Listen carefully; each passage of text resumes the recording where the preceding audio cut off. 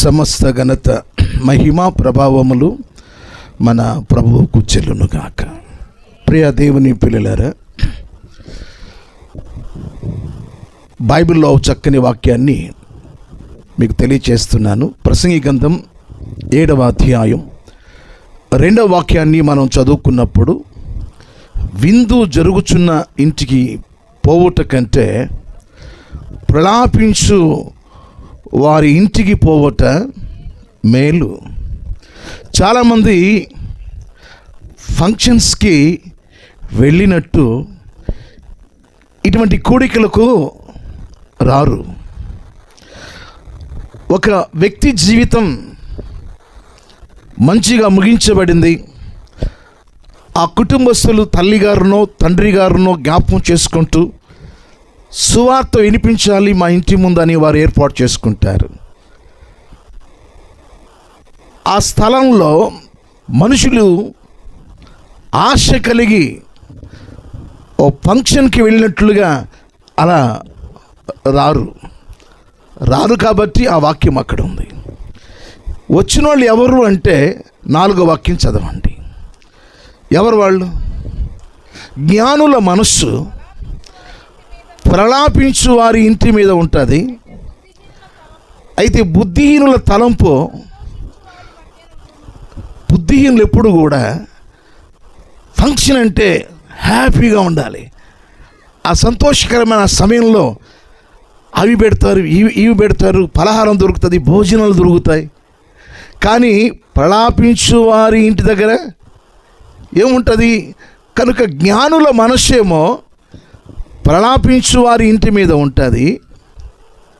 బుద్ధిహీనుల తలంపులు ఏంటంటే విందు కావాలి వారికి.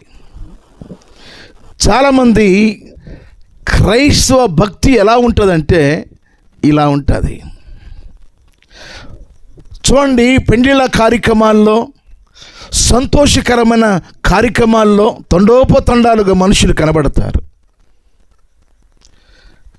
కానీ ప్రార్థన కూడిక, ఆ కుటుంబస్తులు ఓ చిన్న ప్రార్థన కూడిక పెట్టుకుంటే కనబడరు. ఈరోజు మీకు ఒక సందేశం మీకు అందిస్తాను ప్రియులారా. ఎందుకు మనుషుల్లో అటువంటి వేరియేషన్, తేడా ఎందుకు ఉంది అది మీకు చెప్తాను. ఎందుకు మనుషులు ఈ భేదాభిప్రాయాలతో జీవిస్తున్నాడు కారణం ఏమిటి అంటే, రోమిలకు రాసిన పత్రిక 1వ అధ్యాయం 28వ వాక్యంలో మీరు చదివినప్పుడు, వారు తమ మనస్సులలో దేవునికి చోటు ఇవ్వకపోవడం వలన, దేవునికి చోటిస్తే ఎక్కడికైనా దేవుని సన్నిధిలో కనబడతారు.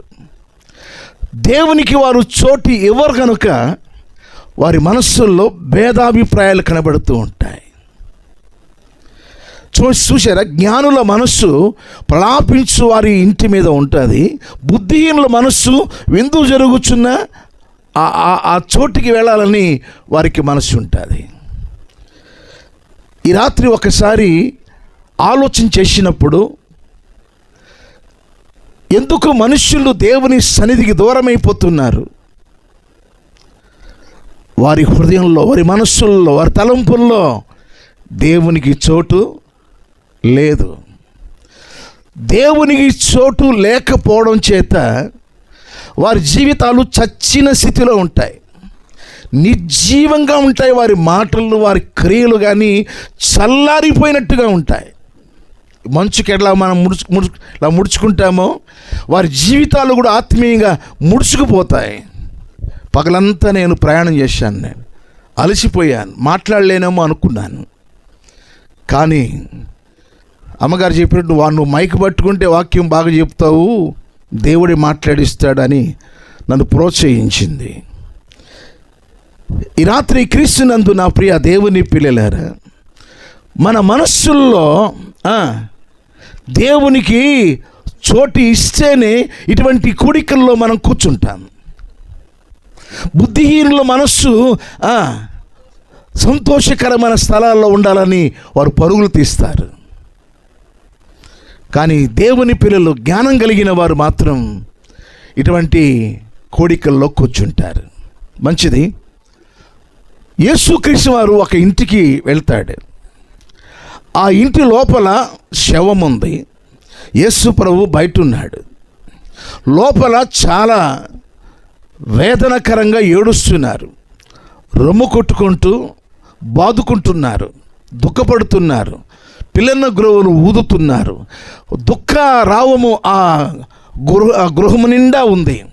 ఆ అమ్మాయి ఎవరో కాదు, ఆమె ఒక అధికారి కుమార్తె. ఆ అధికారి కుమార్తె కనుక ఆ గ్రామంలో ఉన్నవారు, అధికారి కుమార్తె కనుక స్నేహితులు చాలామంది ఆ ఇంటి నిండా ఉన్నారు. అయితే మీకు ఒక విషయాన్ని జ్ఞాపకానికి తీసుకొస్తాను. మన ఆత్మీయ జీవితంలో నేర్చుకోవలసిన కొన్ని ఆత్మీయ సత్యాలు మనం నేర్చుకుందాం. ఆత్మీయ జీవితంలో ఆత్మీయ సత్యాలు మనం నేర్చుకుందాం. ఆ అధికారి కుమార్తె చనిపోయింది. చనిపోయిన ఆ అమ్మాయిని బట్టి చాలామంది లోపల రొమ్ములు గుద్దుకుంటూ ఏడుస్తూ ఉన్నారు. యేసు ప్రభు బయట ఉన్నాడు. ఆయన కోరిన మాట ఒకటే, నాకు స్థలం ఇయ్యుడి అన్నాడు. ఏమన్నాడు? నాకు స్థలం ఇయ్యండి అన్నాడు. నాకు స్థలం ఇయ్యండి. జీవం బయట ఉంది, మరణం లోపల ఉంది.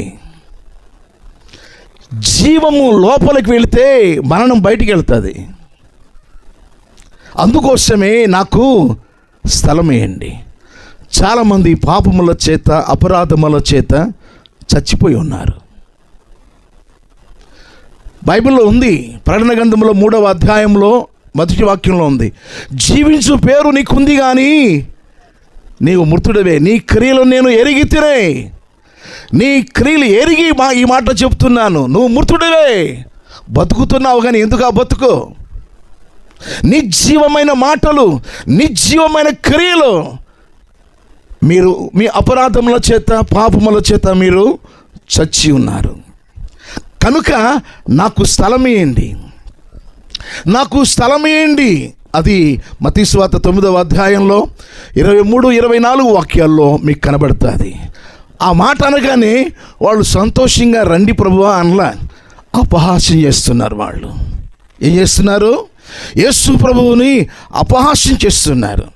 ఈ రాత్రి క్రీస్తునందు నా ప్రియ దేవుని పిల్లరా, యేసు ప్రభు అంటే ఎందుకో అంత చేదు.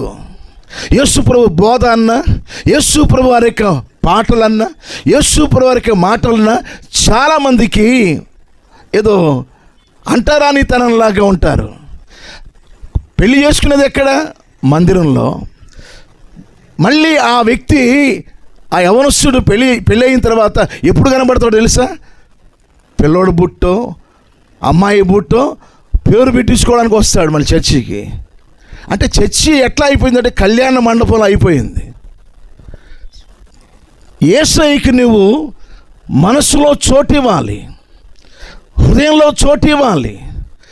ఎవడు నా స్వరం విని తలుపు తీస్తే, అది ఏం తలుపు? అది హృదయం అనే తలుపు అని స్పష్టంగా ఉంది. మనము దేవునికి స్థలం ఇవ్వాలి, మన జీవితంలో దేవునికి అవకాశం ఇవ్వాలి.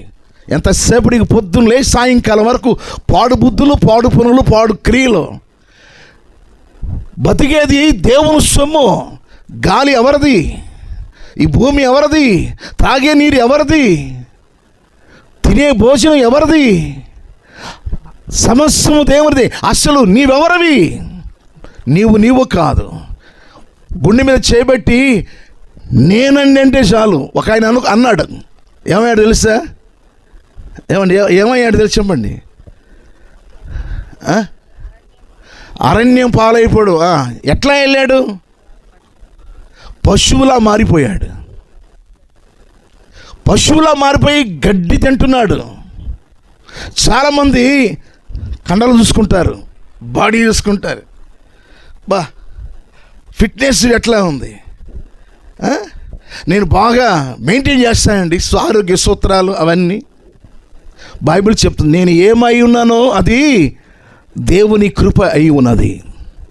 ఈ రాత్రి క్రీస్తునందు నా ప్రియమైన దేవుని పిల్లరా, మానవుని జీవితాన్ని గురించి మనుష్యుడు ఆలోచన చేసినప్పుడు మనుష్యుణ్ణి దేవుడు జ్ఞాపకం చేసుకోవడానికి వాడు ఏ పార్టీ వాడు? మన జీవితం ఏ పాటిది? మన జీవితము ఏ పాటిది? చాదలోని జారు బిందు వంటిది, కొద్దిసేపు ఉండి అంతలో మాయమయ్యే ఆవిరి వంటిది, ఉదయం మొలిచి సాయంకాలం వాడిపోయే గడ్డి పూస వంటిది, గడ్డి పరక వంటిది, గడ్డి పువ్వు వంటిది. ఇంతకీ ఎంత చాలామంది గర్విస్తూ ఉంటారు నేనంటే ఏంటో. క్రీస్తునందు నా ప్రియ దేవుని పిల్లరా, ఒకసారి ఈ రాత్రి మన జీవితాన్ని గురించి మనం ఆలోచన చేయాలి. దేవుడు నన్ను పుట్టించుకున్నాడు, అయితే నేను దేవుని కొరకు జీవించాలి, నేను దేవుని కొరకు ఏం చేయాలి అనేవి నీ మట్టి మెదడులో పుట్టాలి. అప్పుడే దేవుని కొరకు ఏమైనా మనం చేయగలుగుతాం.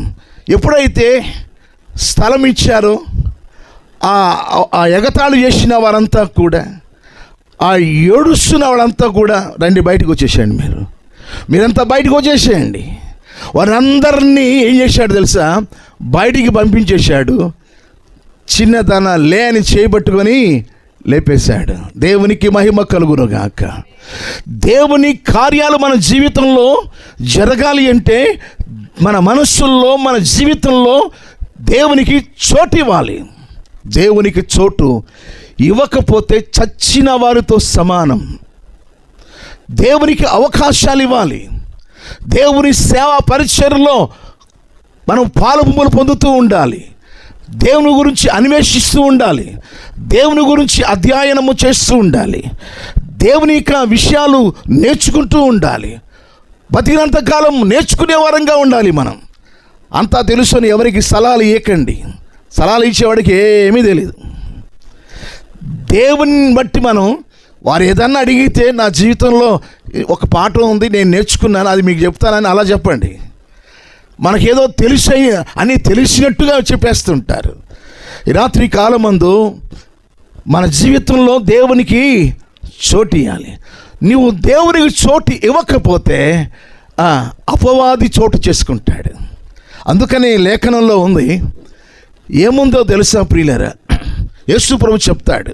ఏమని చెప్తాడంటే, యోహాను సువార్త 8వ అధ్యాయం 45వ వాక్యంలో ఉంటుంది, మీ తండ్రి అపవాది, మీరు అపవాది సంబంధులు, మీరు అపవాది సంబంధులు, మీలో ఏమాత్రం కూడా సత్యం లేదు. మీ తండ్రి సత్యం పలుకువాడు కాడు, వాడు అబద్ధికుడు, అబద్ధానికి మీ తండ్రి అంటే అపవాదికి పుట్టినవారు, అపవాది సంబంధులు. నోరు తెరిస్తే అబద్ధం, నోరు తెరిస్తే ఇలాంటి మాట్లాడేస్తూ ఉంటారు. వారు ఎవరికి అవకాశం ఇచ్చారు? ఎవరికి వారు చోటు ఇచ్చారు? అపవాదికి. కనుకనే అక్కడే చూడండి, 37వ వాక్యం చదవండి. యోహాను సువార్త 8వ అధ్యాయం 37వ వాక్యం. మీరు అబ్రహాము సంతానమని నాకు తెలియను, అయినను మీలో నా వాక్యమునకు చోటు లేదు, కనుక మీరు నన్ను వెతుకుచున్నారు. దేవుని వాక్యాన్ని ఎవరి హృదయంలో చేర్చుకుంటారో, దేవుని వాక్యాన్ని ఎవరి హృదయంలో దాచుకుంటారో వారి జీవితాలు సజీవంగా ఉంటాయి, నెమ్మదిగా ఉంటాయి, సంతోషంగా ఉంటాయి, సమాధానంగా ఉంటాయి వారి జీవితాల్లో. అపవాదికి చోటిస్తే అపవాదిలాగా మారిపోతాం. మీరు అపవాది సంబంధులని ఆ యూదులను యేసు ప్రభువారు ఏలెత్తి చూపి మాట్లాడినట్టుగా ఉంది. మీరు అపవాది సంబంధులు. యేసు ప్రభు చెప్పిన మాట యోహాను సువార్త 18వ అధ్యాయం 38వ వాక్యంలో, సత్య సంబంధులు నా మాట విందురు. మనం సత్య సంబంధులంగా జీవించాలి. యేసుక్రీస్తు వారు మన గుండెల్లో ఉంటే, మన మనస్సుల్లో ఉంటే, మన ఆలోచనలో ఉంటే, మన మాటలు, మన జీవితం ఎలా ఉంటుంది? సత్యంగా ఉంటుంది. ఒకసారి ఆలోచన చేయాలి. మీరు బతుకుతున్నామంటే బతుకడం అది బతుకు కాదు. అది నేను బతికే బతుకులో నీతి ఉందా? ఎవరి కోసం బతుకుతున్నావు? ఎంతకాలం బతికేది అది కావాల్సింది. ఎలా బతుకుతున్నావు అనేది దేవుడు రేపు లెక్క అడగబోతున్నాడు. అందరూ బతుకుతున్నారు. కానీ ఒకరోజు ఎలా బతికావో నిలదీసే ఒక దినము రాబోతుంది ప్రియులారా. దేవుడు లేకుండానే బతికేస్తున్నారు. దేవుడు లేని ప్రజలు ఎవరో తెలుసా? బుద్ధిహీనులు. దేవుడు లేడని బుద్ధిహీనులు తమ హృదయంలో అనుకుంటారు. వారు చెడిపోయిన వారు. దేవుడు లేకపోతే మీరు చెడిపోతారంతే, బాగుపడరు. దేవునికి చోటు ఇవ్వాలి, దేవుని వాక్యానికి చోటు ఇవ్వాలి, దైవ సేవకులకు చోటు ఇవ్వాలి, దేవుని సన్నిధికి చోటు ఇవ్వాలి. దేవునికి అవకాశం ఇస్తే మన జీవితాలు అద్భుతంగా ఉంటాయి, ఆశీర్వాదకరంగా ఉంటుంది. అదే ఎఫెసీయులకు రాసిన పత్రికలో 4వ అధ్యాయంలో 19వ వాక్యంలో చెప్తాడు, మీరు అపవాదికి చోటు ఇవ్వద్దు అంటాడు. మీరు అపవాదికి చోటు ఇవ్వద్దు. వాడు చీకటి సంబంధి. వాడు పగను రేపుతాడు, కలహమును రేపుతాడు, అల్లరి రేపుతాడు. జీవిత గమ్యం తెలియకుండగా భక్తిహీనుల మనోనేత్రము ఏమైపోతుంది? గుడ్డితనంగా మారిపోతుంది. బ్రతుకు గమ్యం తెలియదు వారికి. ఏముందిరా బతుకంటే, తమ్ముడా తినాలి, త్రాగాలి, సుఖించి, అదిరా బతుకంటే, అది బతుకంటే. ఒక ఆయన అంటాడు, ఏమండి దేవుడు తీసేయమని చెప్పండి, వాటిని ఆ కుట్రలను తీసేయమని చెప్పండి. గవర్నమెంట్ వారు అమ్ముతున్నారు, నేను కొంటున్నాను, త్రాగుతున్నాను. అవి ఉన్నాయి కాబట్టి నేను తాగుతున్నా. ఇప్పుడు ఉండి మానుకోవడం మంచిది అంటారా? లేకపోతే ఉంది కాబట్టి నేను తాగుతున్నానని చెప్పుకుంటూ కాలయాపన చేయడం మంచిది అంటారా? ఉండాలి. వెలుగుకు విలువ రావాలంటే చీకటి ఉండాలి. మంచివానికి విలువ రావాలంటే చెడ్డవాడు ఉండాలి.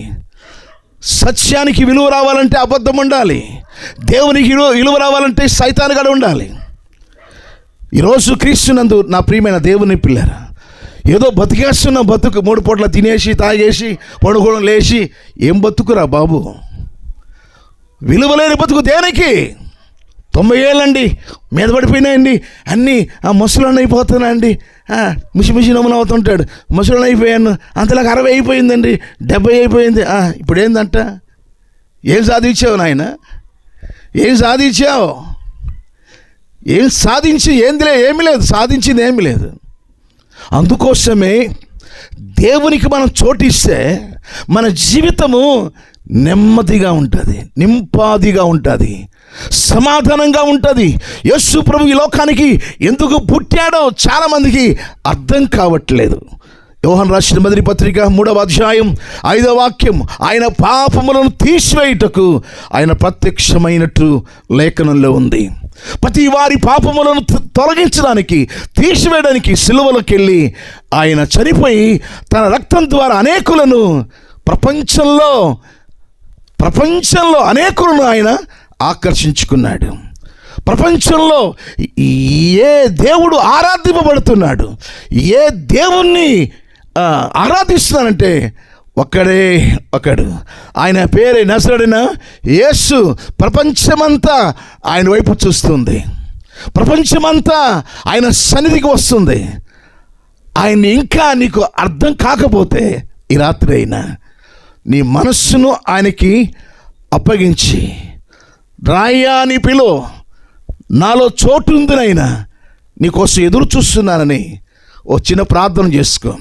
101వ కీర్తన 2వ వాక్యంలో దావీదు మహారాజు దేవుని పిలుస్తున్నాడు, దేవుని ఆహ్వానిస్తున్నాడు తన ఇంటికి. నిర్దోష మార్గమున వివేకముతో ప్రవర్తించేదను. నువ్వు ఎప్పుడు నా ఇంటికి వస్తావయ్యా? అయ్యా నా ఇంటి నేను యథార్థంగా నేను ప్రవర్తిస్తున్నాను. అయ్యా నా ఇంటికి ఎప్పుడు వస్తావు? నా ఇంటికి ఎప్పుడు వస్తావు? నా దగ్గరికి ఎప్పుడు వస్తావని ఎదురు చూస్తున్నాడు. ఈరోజు అటువంటి ఆశ నీలో కలగాలి. నా దేవునికి నేను ఆహ్వానం పలుకుచున్నాను, నా దేవుని రమ్మని పిలుస్తున్నానని దేవుని పిలుచుకోవాలి. యాకోబు రాసిన పత్రిక 4వ అధ్యాయంలో 7-8 వాక్యాలు మీరు చదవండి. అక్కడ ఏముంటుందో చూడండి ప్రియులారా. అక్కడ ఏముందో చదవాలి. దేవునికి లోబడి ఉన్నడి, అపవాదిని ఎదిరించుడి, అప్పుడు వాడు నీ యొద్ద నుండి పారిపోవును. దేవుని యొద్దకు రండి, అప్పుడు ఆయన మీ యొద్దకు వచ్చును. మనము దేవునికి లోబడితే అపవాది ఏమైపోతాడు? పారిపోతాడు. మనం దేవుని కొరకు జీవిస్తే వాడు అక్కడ ఉండడు. అందుకోసమే దేవుని యొద్దకు రండి, అప్పుడు ఆయన మీ యొద్దకు వచ్చును. ఈరోజు క్రీస్తునందు నా ప్రియమైన దేవుని పిల్లారా, మేము వస్తున్నాం. మేము వచ్చి ఇక్కడ దేవుని వాక్యం చెప్పి వెళ్తున్నాం. మీ గృహం ఇంటి వారందరూ కూడా ఏం చేయాలి? దేవుని ఇంటికి రావాలి, దేవుని సన్నిధికి రావాలి. లేదండి మేము రాలేదంటే సంథింగ్ రాంగ్. నీలో రానివ్వకుండా చేసే కొన్ని చెడ్డ కార్యాలు ఉన్నాయని అర్థం. పాపము దేవునికి దూరం చేస్తుంది. పాప జీవితం దేవునికి దూరం చేస్తే చెప్పవలసిన అవసరమే లేదు. కారణం ఏంటంటే ఎఫెసీయులకు రాసిన పత్రిక 2వ అధ్యాయం 13వ వాక్యంలో అక్కడ ఉన్న మాట చెప్పండి ప్రియులారా. అక్కడ ఏముంది? మునుపు మీరు దూరస్తులై ఉన్నారు. ఎందుకు వారు దూరస్తులయ్యారు? ఎందుకు దూరస్తులయ్యారు? వారిని దూరపరిచింది పాపం. మనిషికి దేవునికి మధ్య పాపాలు ఏం చేస్తాయంటే దేవునితో సహవాసము చేయనివ్వకుండా అవి దూరం చేస్తాయి. అయితే నా దేవుడు ఏమంటున్నాడు తెలుసా? 103వ కీర్తనలో ఒక చక్కని వాక్యం ఉంటుంది. 13వ వాక్యం చదవండి. 103వ కీర్తన 13వ వాక్యం. తండ్రి తన కుమారుని ఎడల జాలిపడినట్లు యెహోవా తన యందు భయభక్తులు కలిగిన వారిని జాలిపడను.